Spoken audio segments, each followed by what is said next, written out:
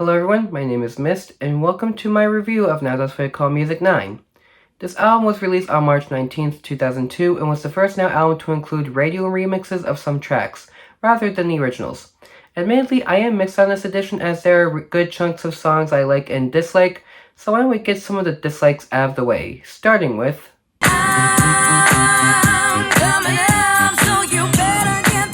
The only way to listen to this song is through the Now album itself. This song was originally intended for Madonna, but it was picked up by Pink instead. The song by itself is a great song, but I don't like this remix. This remix not only includes Redman performing on the song, but also uses the beat of Sweet Dreams, and Pink even sings a part of that song. By itself, I am not a fan of Sweet Dreams. I made up this by Eurythmics, and it definitely didn't fit well with Get the Party Started. Now on to an artist we are all familiar with at this point.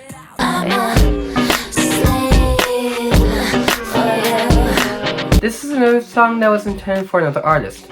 This was originally meant for Janet Jackson, and while she did record a version, it became an unreleased demo, and then the song was handed to Britney Spears. The song's lyrics describe the pleas of a young woman to be liberated and feel independent. The song was also the start of Spears going into a more mature version of herself and shedding a teen idol image. Personally, I don't like the song, and it's due to the production.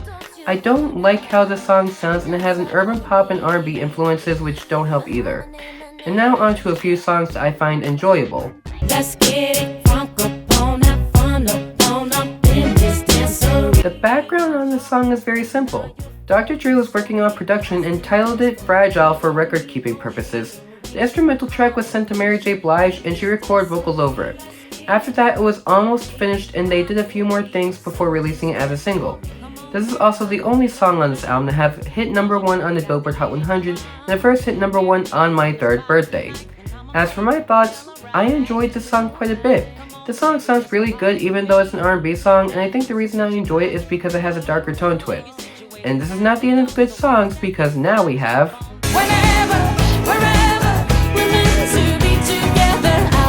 This was Shakira's breakthrough US hit. Shakira wanted to have a breakthrough in the US and started writing songs in English and creating an English album, and this was a song that caused the breakthrough. This song is a mix of Latin music and a world beat that is heavily influenced by Andean music. The Spanish version of the song is titled Suerte, which means luck in English, and both sets of lyrics are similar, in which Shakira sings about how fortunate she is to have found her romantic partner. This was also her most successful single until 2006, and unless it wasn't obvious already, I love the song. I love how it sounds. Shakira has a great voice, and the significance it has had in Latin music is huge. If you haven't heard the song, first of all, I am shocked, and second of all, go listen to it right now. And while riding this high, we have...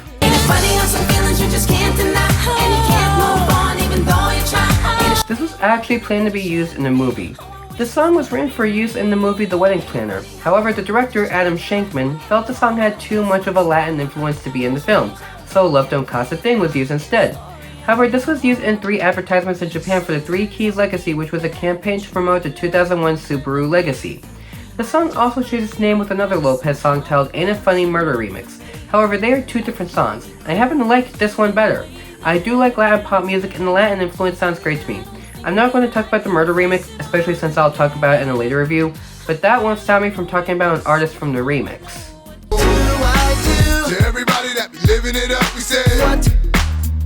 This song is unfortunately one I don't like. The only thing that I found out about this song is that it samples the Stevie Wonder song Do I Do, which is evident in the chorus. But I don't like the song. I think Ja Rule has a great voice for rapping, but I can't enjoy the song. The song has elements I like, but the parts I don't like overwhelm everything else. But moving on to a rap song I do like.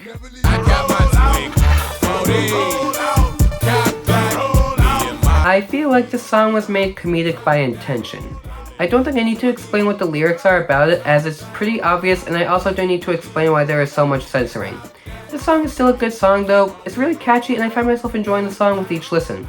Like I said, there's a lot of censoring, so I would not recommend listening to the song uncensored if you are a younger viewer. But sticking with rap, we have...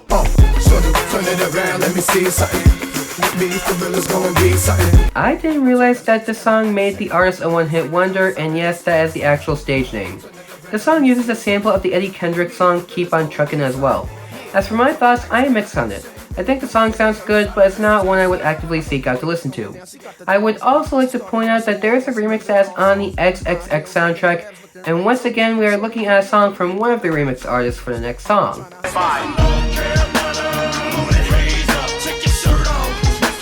I don't think I have ever heard a song as visceral as this be about their home state.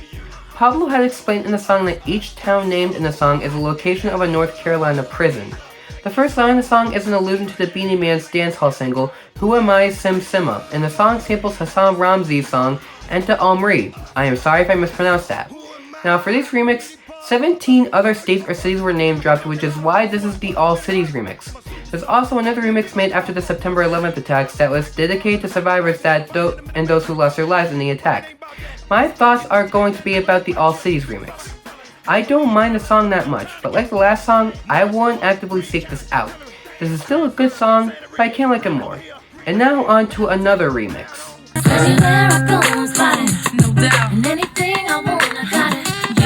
This song, although not shown on the case, features Eve. I don't know if there is much difference sound-wise, but in the original it interpolates the song's silent treatment by The Roots. However, I can say that this remix removes the third verse and goes straight from Ortiz's second verse to Eve's rap. As for my thoughts, I can't find myself enjoying this song. It sounds alright, but there is something about the song that I don't like. This actually ends the rap part of the album, and we are now going to pop music, starting with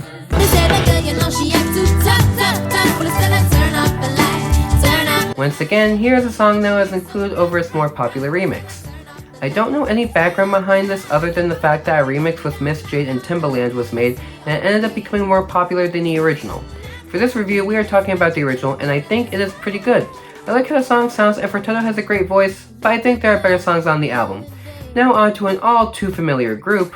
I've been sitting here, can't get you off my mind.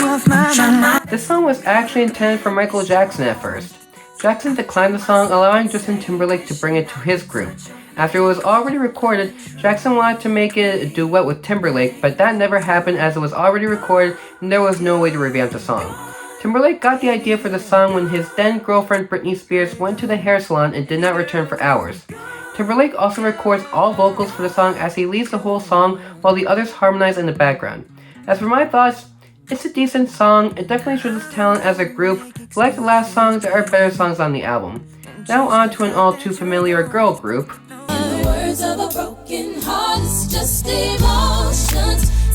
Destiny's Child is actually a third artist to sing the song. It's originally sung by Samantha Sang, then the Bee Gees covered it 16 years later, and then 7 years after that, Destiny's Child covered the song. The song had also been produced in 1998 for Regine Velasquez for an album, and the same backing track was used for this song. This was heavily played on radio after the September 11th attacks and eventually became a tribute for the families of the victims. The group also paid tribute to Aaliyah in the song after her passing, which means this song holds a lot of meaning. I will admit the song took time to grow on me, but I eventually started to like it.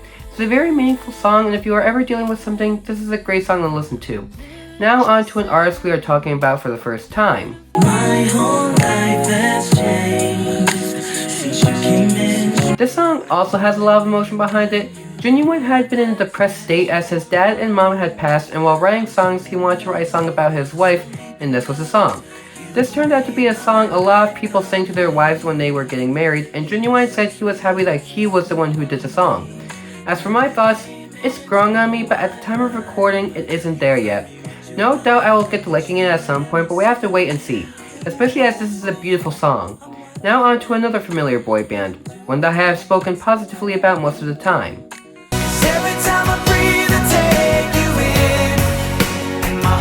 This song was actually supposed to appear on the Black and Blue album, but due to limited track listings, it was excluded from the album.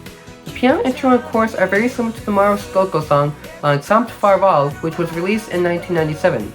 In Finland, it was described to be similar to the House Millie song Alla Sanyo Huoma Sesta, released in 1995. If I mispronounced anything, I apologize. Country remixes of the song were also recorded and produced by Dan Huff, so there's already a lot with the song. Once again, they have another great song. I think their vocals are great in the song, and I really like how the song sounds. Our last 5 songs are all rock songs, and we are starting that section off with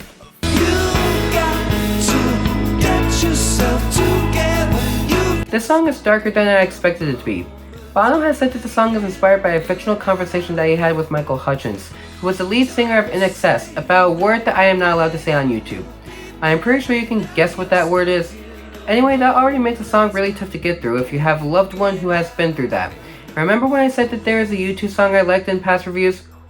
This is the song I was talking about. I really like how this sounds, and now knowing some of the background, some of the vocals actually sound heart-wrenching. And going into a hopefully happier song, we have...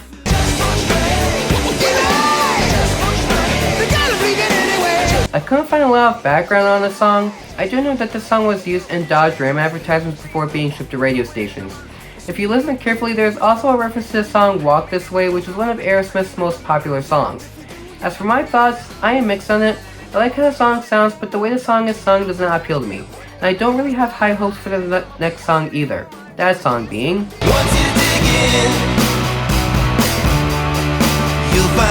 There are two things I would like to say about this song before heading into my opinion.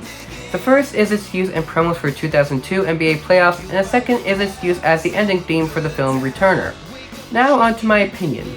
I don't like the song. There was something in past Kravitz songs that I liked, and this song does not have that. There are a lot of great songs by him, but we will have to see what the future holds. And now on to a rock song I don't remember. That song being...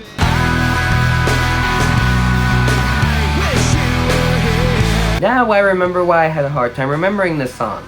The song is about being happy, living for the moment, and not looking forward to the future at some event. The song is also about a very brief moment in the lead singer's eyes making the record and just wishing there was someone to share that moment with. As for me, while I like the meaning behind the song, I can't get behind the song itself. The sound just sounds annoying to me, and I don't like the way the vocals were produced either. Like I said, I like the meaning behind this, but the execution didn't work for me.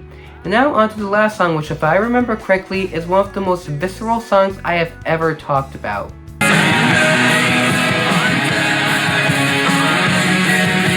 If the audio sounds bad, it's because I couldn't find better audio for the song.